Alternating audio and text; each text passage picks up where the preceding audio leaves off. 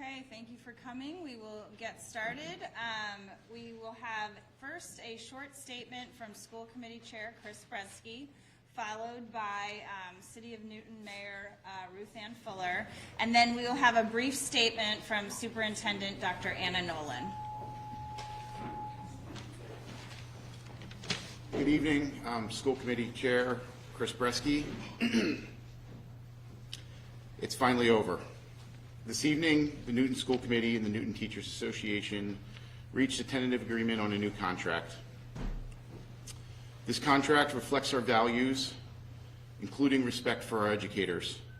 It reinforces and expands meaningful support for students, meaningfully increased compensation for all our employees, particularly our building and classroom aides, maintains Newton as a leader in benefits, and provides important flexibility for our leaders to strengthen and innovate our system. This strike has been painful for NPS families in the entire city of Newton. It's been a long couple weeks, and probably one that no one will look back on fondly. It's going to take time for the city to heal, for our schools to heal, and we ask for patience and leadership from all the adults in our community to show our kids how you respond to challenges. The committee looks forward to the return of students' classrooms on Monday. For now, we will take a bit of a breath and then begin the work on ensuring that this never happens again. Thank you.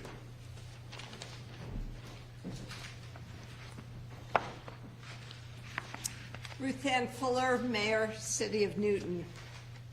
So this is a great night in the City of Newton.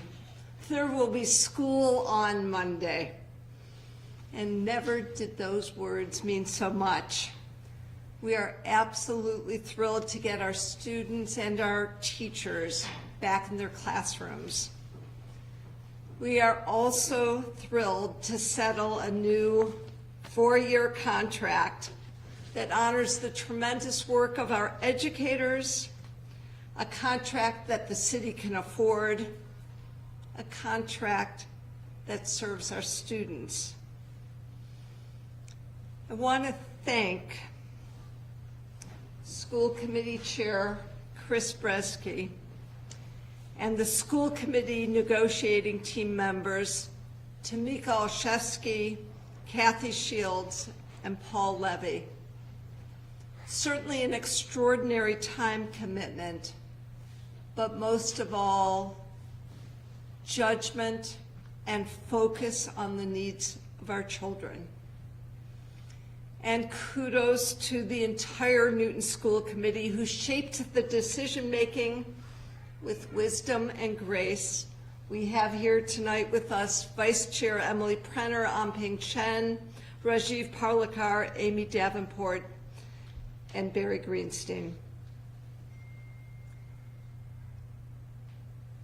We have a brand new superintendent, and oh my, what a way to start her first 6 months here in this district. She's extraordinary. Superintendent Anna Nolan navigated this with grace, certainly helping the school committee craft a contract that worked well for her and her vision, but while always keeping her broad team of educators and staff top of mind. And she was joined by amazing assistant superintendents, Toby Romer, Ayesha Farag, Casey Neal Miller, Joanna Santa, Caitlin Lewis, Liam Hurley, Sean Mannion, Jill Murray Grady. I can't tell you how many hours they spent over the months, and especially these last 2 weeks, forging this contract. And I know how much the NTA president, Mike Zillis, and his executive board care about their profession and care about the educators and staff of the Newton Public Schools. We're all breathing a sigh of relief. We're certainly getting ready for Monday morning.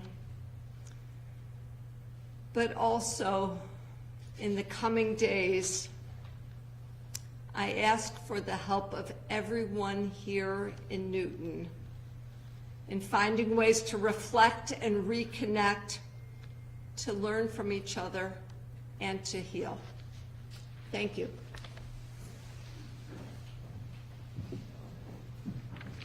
Hi, my name is Anna Nolan. I'm the school superintendent here in the Newton Public Schools, and I first just want to acknowledge and thank our governance team and also my central administration team. Hundreds and hundreds of hours in the last few weeks, but also throughout the last year and a half, predating my tenure here, to get this contract settled. I'd also like to thank the NTA leadership team, who has a vision for excellence and support for educators that is aligned with my own vision and the best for the Newton students. And that is my job, the Newton students, and to make sure that our focus on support to them is primary over any other force that is tossing about the city. I want to thank all the parents for their patience during this time and acknowledge what a deep disruption this has been to work and family lives. I do want to say that the details of the agreement will be shared in the coming days, but I most look forward to the healing that we will do as a school community, and I encourage families to continue open communication with our team and with the governance team, the school committee, to make sure that we can go forward together. And just a message to our staff. You are our colleagues. You are our educators. You are our dedicated team that makes school happen. That has not changed despite the situation we have experienced over the 2 weeks.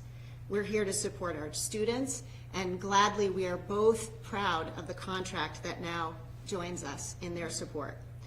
So let's commit to unity and healing and ongoing dialogue, and specific plans are in play both on the school side and the city side to think about how we will recover from some of the divisions that have emerged through this dialogue that may have lasting tentacles into the future. So I look forward to that time and for this learning organization to model for the nation resilience, hope, healing, and growth. Thanks. All right, we can take a few questions unless you are questioned out. Mayor, can you tell us how much this will cost and where you will get the money? And will it require any layoffs, which you vote to avoid? I think Chris Brezski and I will both do it. This is a sustainable contract, one that is sustainable for the Newton Public Schools and for our city. There will be no layoffs. The funding came, as I outlined all along, from our operating budget and the use of one-time funds in a judicious manner that doesn't create fiscal cliffs. So the school committee had really a couple goals heading into this negotiation and this new contract, and one of them was we are not going to lay off staff. We went through some pretty tough cuts over the last couple years, and we were just not willing to do something that would require us to cut staff and something that's not in the best interest of our kids. The second thing that we prioritized was Dr. Nolan's entry plan, which is going to hire staff, not cut staff. It's going to reduce our high school class sizes. It's going to provide incremental supports for our elementary kids, social workers in more buildings, and whatever contract we agreed to, we had to keep those two things in place. Chris, would you say you're satisfied with this deal? Is this a good thing for the district? The union seems to be pretty happy. Are you guys happy? I think it's a good deal for both sides. I think it's a very competitive contract. Our educators should feel good about it. I think our district should feel good about it. That this is something that's going to allow us to provide what we need for our kids. Can you specify something that you obtained that you wanted in these negotiations and that the union gave them? We did receive some incremental flexibility in how we can manage the school day, and that was a priority. Is that like a balance between teaching and prep time? Is that what you mean? It's all the things. Maybe Dr. Nolan would like to answer that question. Thank you for the question.